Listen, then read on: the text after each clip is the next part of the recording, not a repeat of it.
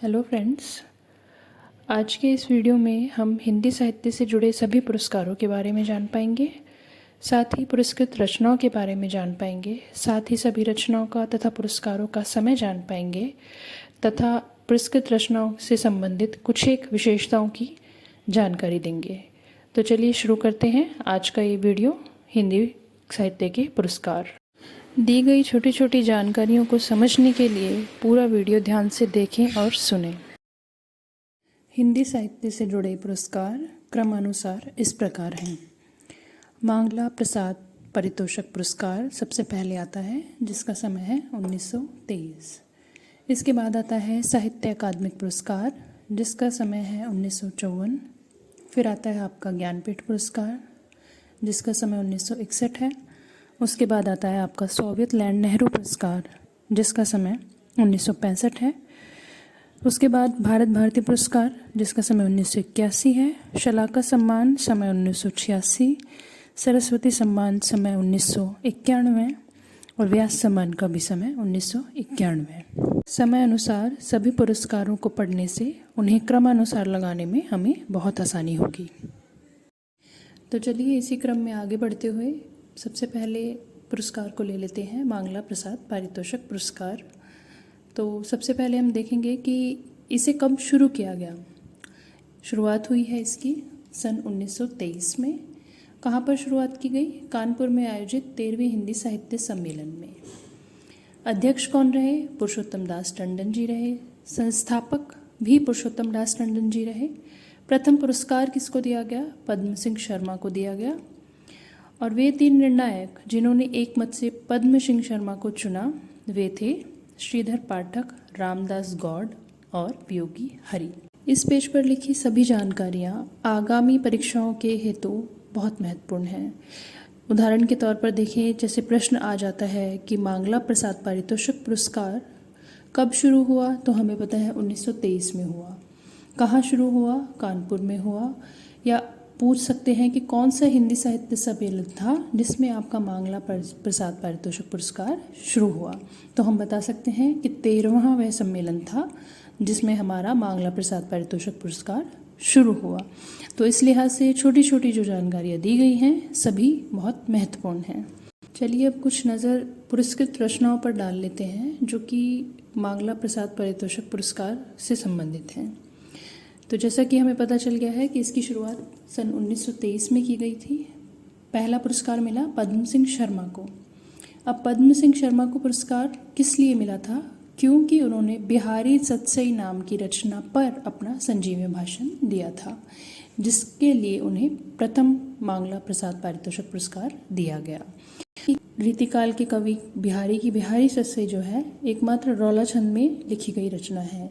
तो उदाहरण के तौर पर अगर कोई प्रश्न बनता है कि निम्नलिखित में से कौन सी रचना रौला छंद में लिखी गई है या केवल रौला छंद में लिखी गई है, तो उससे हमें पता चल जाएगा कि बिहारी सतसई जो है एकमात्र रौला छंद में लिखी गई है।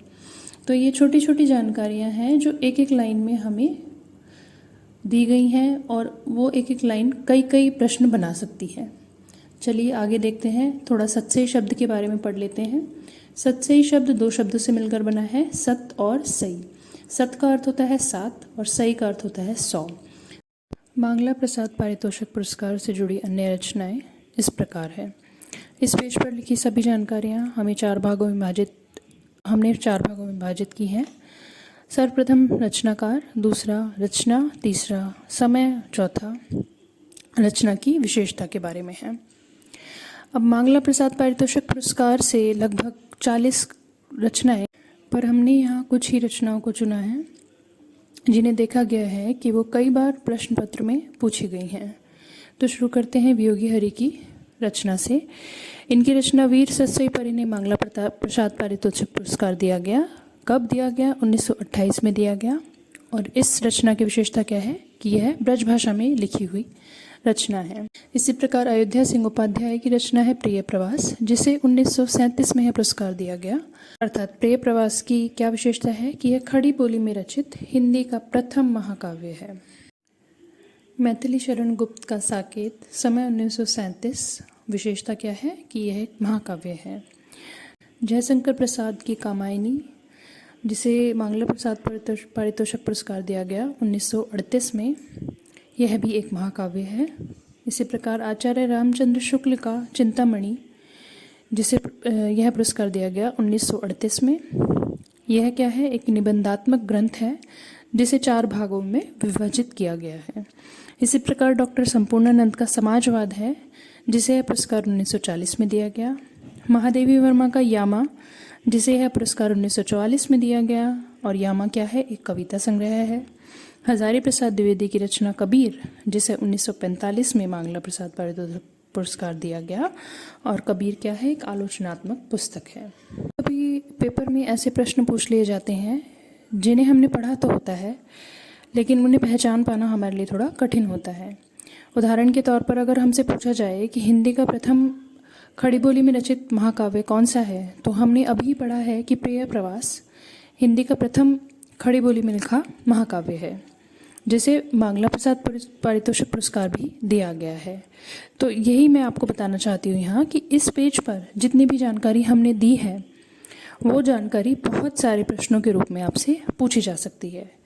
उदाहरण के तौर पर महादेवी वर्मा का यामा है, जो हम जानते हैं कि पुरस्कृत है मांगला प्रसाद पारितोषिक पुरस्कार से, लेकिन वो है क्या? तो हमें यहाँ पता होना चाहिए कि एक कविता संग्रह है। कभी कभी वो पूछ लेते हैं कि निम्नलिखित में से कौन सा एक महाकाव्य है, तो हमें पता होना चाहिए कि जितने भी हमने यहाँ पढ़े हैं उनमें से कौन कौन से महाकाव्य हैं। तो ये पहचान करना बड़ा ज़रूरी है किसी भी प्रश्न का उत्तर ढूंढने के लिए। जैसे कभी कभी प्रश्न एक ये भी बन जाता है कि वीर सतसई किस भाषा में लिखी रचना है, तो हमें अब पता चल चुका है कि वीर सतसई ब्रज भाषा में लिखित एक रचना है। इस प्रकार आप देख सकते हैं कि इस पेज पर लिखी जितनी भी जानकारी है बहुत सारे प्रश्नों का निर्माण करती है। बस ज़रूरत है तो सभी जानकारियों को सही ढंग से पढ़कर पहचानने की। अब इसी क्रम में आगे बढ़ते हुए कुछ और रचनाएं ले लेते हैं जो मांगला प्रसाद पारितोषिक पुरस्कार से पुरस्कृत हैं। बस ध्यान रखिए कि सभी चीज़ों को आप ढंग से पढ़ेंगे तो आप खुद देख पाएंगे कि आपने पढ़ते पढ़ते कितने ही प्रश्नों को यूं ही तैयार कर लिया है। पढ़ रहे थे हम सिर्फ एक पुरस्कार के बारे में, लेकिन हमें जानकारी मिल गई बहुत सारी। चलिए देखते हैं। डॉक्टर रघुवीर सिंह का मालवा से युगांतर रचना इस पुरस्कार से पुरस्कृत है। कब पुरस्कृत हुई? 1946 में। और यह है क्या? यह एक शोध ग्रंथ है। प्रश्न फिर वही बन जाता है कि मालवा से युगांतर किसकी रचना है, तो हमें पता है डॉक्टर रघुवीर सिंह की है। मालवा से युगांतर किस प्रकार की रचना है, तो हमें पता है कि वह एक शोध ग्रंथ है। 1963 में है पुरस्कार दिया गया।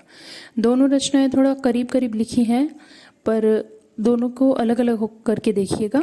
अब देखते हैं यशपाल का झूठा सच, जो कि एक बहुत ही प्रसिद्ध उपन्यास है। इसे है पुरस्कार दिया गया 1967 में। इसी प्रकार नरेश मेहता का यह पथ बंधु था भी एक उपन्यास है, जिसे है पुरस्कार 1974 में दिया गया। आगे देखिए विद्या निवास मिश्र का वसंत आ गया पर कोई उत्कंठा नहीं, जिसे है पुरस्कार 2000 में दिया गया। और यह क्या है? एक निबंध संग्रह है। विद्या निवास मिश्र की वसंत आ गया पर कोई उत्कंठा नहीं, यह रचना भी कई बार प्रश्न पत्र में देखी गई है। मैत्रेयी पुष्पा की रचना कस्तूरी कुंडल बसे 2006 में इसे यह पुरस्कार दिया गया। और यह क्या है? एक आत्मकथा है। इसी प्रकार 2007 में देखेंगे तो हमें पता चलेगा कि यह पुरस्कार बंद कर दिया गया। इस वीडियो में कुछ मुख्य रचनाओं का ही वर्णन यहाँ दिया गया है। मांगला प्रसाद पारितोषिक पुरस्कार से जुड़ी सभी रचनाओं की जानकारी आपको चाहिए तो आप मुझे बता सकते हैं, मैं आपको सभी रचनाओं की एक सूची दे दूंगी।